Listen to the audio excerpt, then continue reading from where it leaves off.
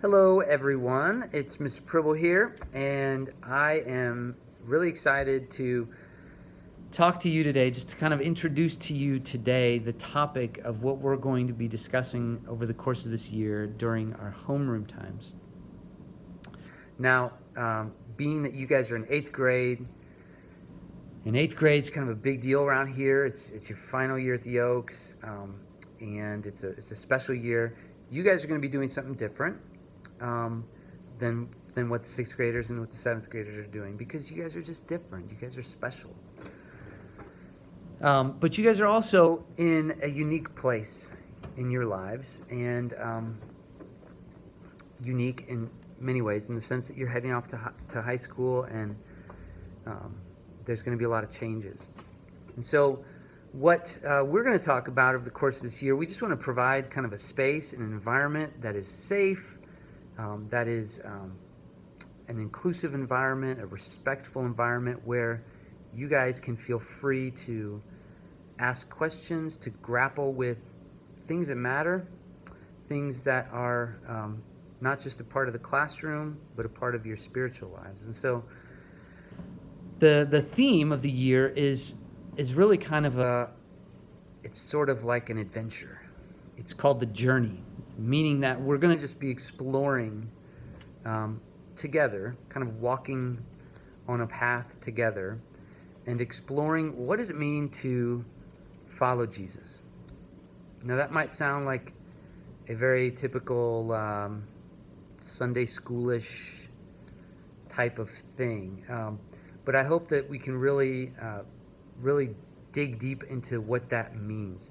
Following this man who claimed to be God, who died on a cross, who rose again, following him in the way that he taught. I think it'll be a radical thing. So, in first century Palestine, there was a Jewish carpenter who became a rabbi. Well, one morning, he was walking along the Sea of Galilee, and he saw a couple of men, young men, maybe early 20s, maybe even late teens, who were fishing. And he says to them two words which in some ways changed the course of history. He said, "Follow me. Follow me." And from that moment, they did. And the very first disciples of Jesus came about. Millions of people throughout history would then follow in their footsteps, including, I'm sure, some of you who are listening to this. Now, the invitation from Jesus was not, pay attention, the invitation was not, believe me, believe in me. The invitation from Jesus was also not, become a Christian.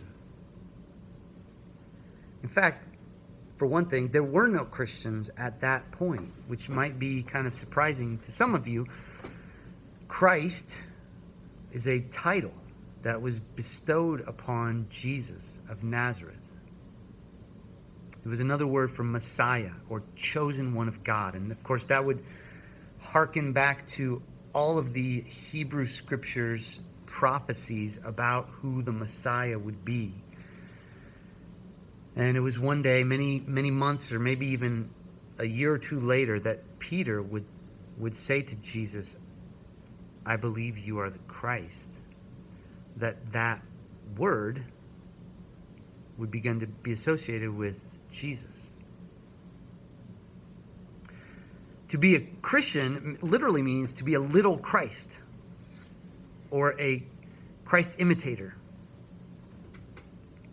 And it's not just something that you are. It's not like I'm born into a Christian. I'm a part of a Christian family, or I'm a Christian because I believe in God. It's an identity that's reflected by how you live. I imitate Christ. I follow him. I do things the way he did things. And in fact, it was a word used to make fun of people.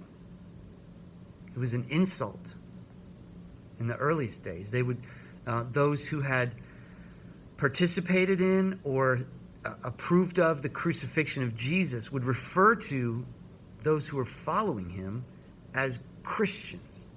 Those fools, they're these little Christs. They're devoting their lives to that crucified Jew who claimed to be the Messiah. They're wasting their lives, those idiots, those Christians, they would say mockingly. And followers of Jesus after his death did not call themselves Christians. They called their movement the Way, because throughout Scripture, they had come to know Yahweh as the Way. He had made a way through the Red Sea and into the Promised Land. He had made a way out of exile in the wilderness. He'd made a way. And then Jesus comes along and he says very directly, very clearly, I am the way.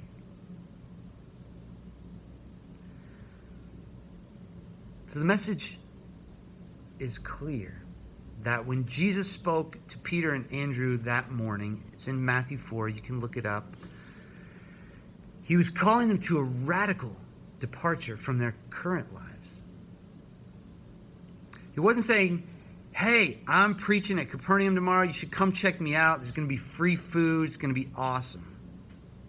No, he was calling them to leave behind their occupations, to make a radical change in their lives, and make a commitment to literally follow him every day and to learn his way of life.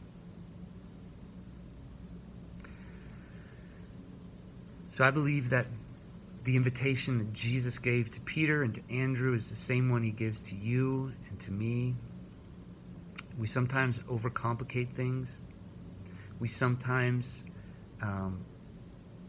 look for things to divide us rather than simply looking at the person of Jesus and what he invites us to do, which is, again, two simple words: follow me. Follow me. So that's the question we're going to be exploring over the course of the rest of this year. Obviously, to follow Jesus, we need to kind of know where he went, what he did, what he taught, what he was about. But I think we also need to wrestle with some of the realities of the issues in our lives today. So we look around us, we see the way that many other people choose to live, and we have to kind of decide for ourselves, first of all, is Jesus really the way? Does he really know what's the best way in life? I mean, does he really have the knowledge? Does he really know what is best? Can I trust that where he's going to take me is actually the best, the fullest, the most abundant life I can find? And that's a question you're going to have to wrestle with. You go to high school, you're going to see, you go to college, you're going to see many different opportunities, many different ways many different ways that you can follow. Is Jesus really the way? So that's the first question. And then the second question, paired up with that first one, is, if he is, am I willing to make as radical of a decision as Peter and Andrew were willing to do? Or in other words, am I willing to give some things up? Am I willing to make sacrifices in order to follow Jesus? So that's the big picture of where we're going this year, and we're going to be looking at lots of different things to talk about that. And I hope that it is meaningful for you. I hope you've enjoyed this little 10-minute introduction, and I hope you have a great rest of your day. Peace.